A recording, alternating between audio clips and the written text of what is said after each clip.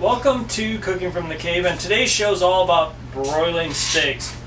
This is known as a Chicago steak, and how it gets its name is that it's a combination of a whole bunch of different cuts. There's a New York in here, there's a little bit of the tenderloin still left, and then there's a whole bunch of the chuck roast that kind of comes together on this cut. Why it lends itself to broiling so well is the marbling, and that's the white veins that kind of run through the meat so well. This makes it perfect for what we're going to do today, and that's all about broiling. Now, let's talk about our oven. Our oven is set at a broil feature here. I have the rack positioned at position number 3, which is 3 positions from the top, and that's really because of not only the broil pan I'm using is going to elevate the steaks, but also the thickness of the steaks. And the thickness of the steaks we're using today is roughly about an inch thick. Anything larger than that, I would probably kind of lean you towards either pan searing it, or maybe grilling it, or even stewing that meat, or slow cooking it, or braising it. What we're going to do with this meat is, on our broiler pan, take a little bit of olive oil. I'm going to coat both sides of the steak. I'll turn it over, sprinkle a little salt on both steaks, or both sides of the steaks. And the oil and the salt, as well as all the spice we're going to put on here, we're going to put some red pepper flakes on here, again on both sides. I'm not going to be too careful with how I disperse it. I'll do that later with both my hands. Get a spoon out here for the horseradish as well as the garlic. And these are just minced up garlic cloves. I used about 6. A little bit of the Worcestershire sauce on top as well. You can see I'm not really measuring anything, but it's roughly about a tablespoon, maybe a teaspoon and a half on each steak.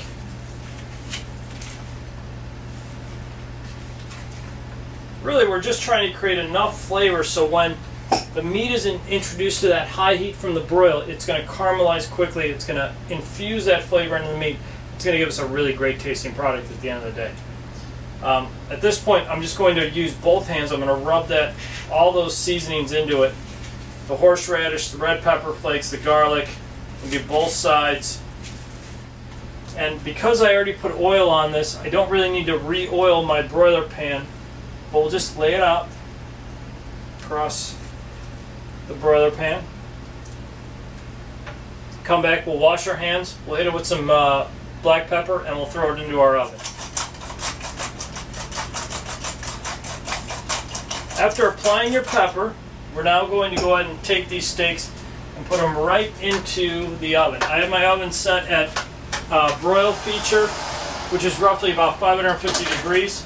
Broiling is all about heat from above. And you don't really want to flip your steaks or your fish or your chicken when broiling. So you want to make sure that, again, I'm going to emphasize the thickness of that cut. Anything under an inch, perfect for broiling. Anything over an inch, let's find another way of cooking. So with this, we're going to get a nice caramelization on the top. You do your best presentation side at the top when you're broiling, and that's what you serve your guests. Now, what are we going to serve with this, or what sort of sauce, or what are we going to put on top of these wonderful broiled steaks? That's going to be a little mushroom and onion mixture. I'm going to heat up my pan to high heat. It's going to go really quick. Put 2 tablespoons of butter.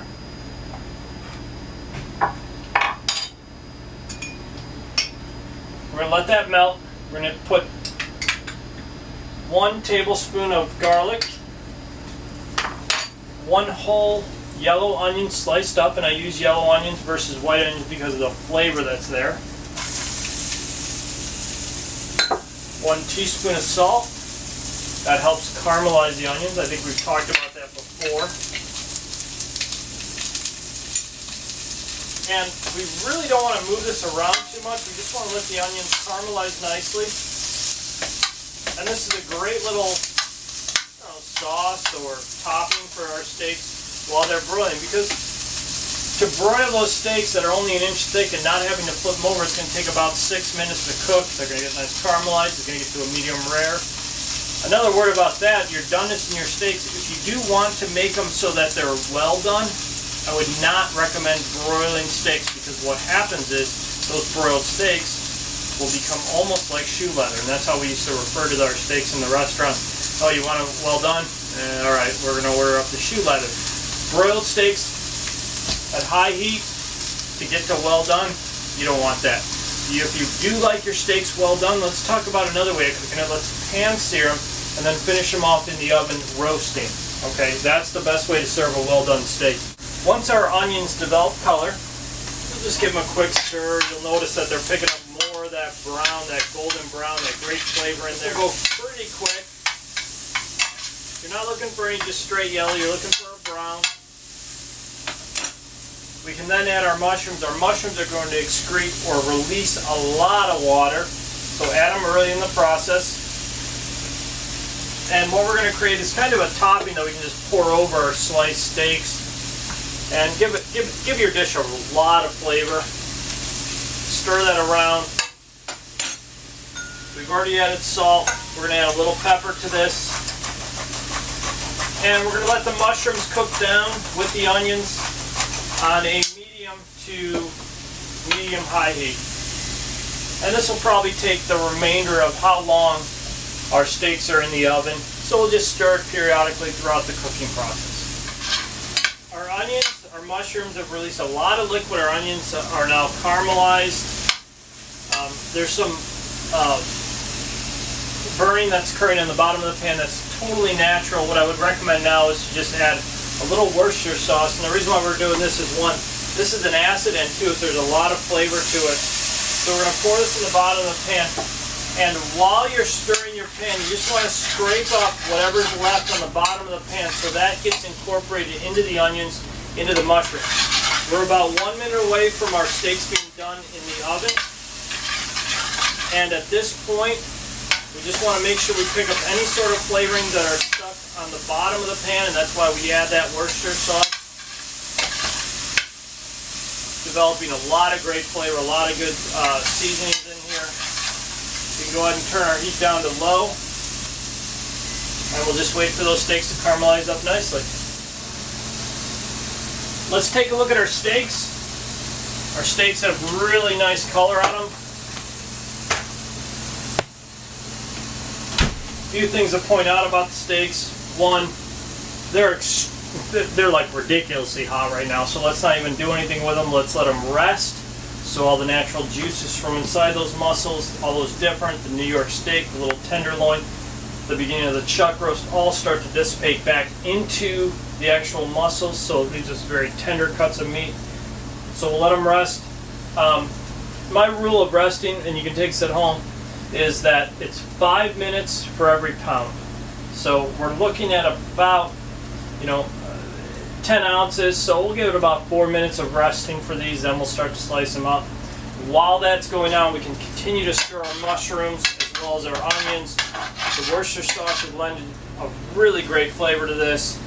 I will probably sneak a taste of this, decide whether I need to add anything to it, like salt or pepper. If I don't, I'm good to go. Once we slice these up, we can pour this on top and we're good to go to serve it up for again.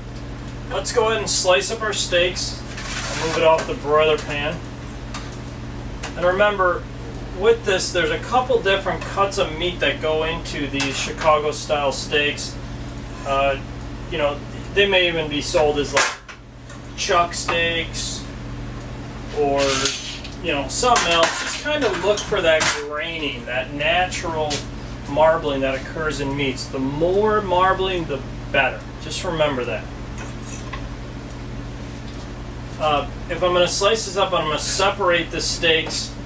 And again, I'm very much into the medium rare. So I'll cut the meats up and I'll just follow where the line of fat is, or the graining of the meat. For something like this, what we'll do is just remember the grain is going to run through the steaks this way. So I can't beat that. So what I have to do is I have to cut on a bias. So we're going to cut the steaks really nice, medium rare, thin slices. Get a little pink in the middle. And we'll continue to do this all the way through until we get these all cut up. And my way of cutting on the bias, again, I'm looking at the top of the steak. I'm going to take my knife at an angle and I'm going to slice it really thin down across that grain. And what this does is it really helps with ensuring that the meat is very, very tender for your guests.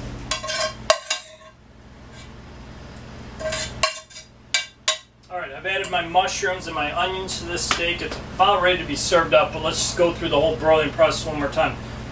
First thing, 1, know your meat. Know the marbling that goes through it. 2,